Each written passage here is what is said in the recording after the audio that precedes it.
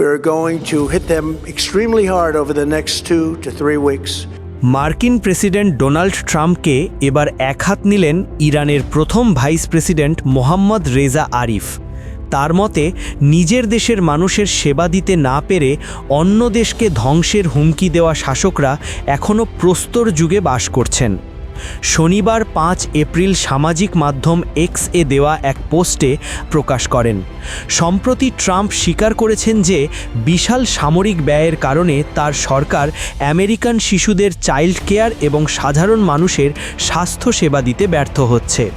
এই বক্তব্যের সূত্র ধরে রেজা আরিফ বলেন, ট্রাম্প একদিকে নিজের দেশের মানুষের মৌলিক চাহিদা মেটাতে পারছেন না, অন্যদিকে ইরানের বিদ্যুৎ কেন্দ্র ও সেতু ধ্বংস করার হুমকি দিচ্ছেন।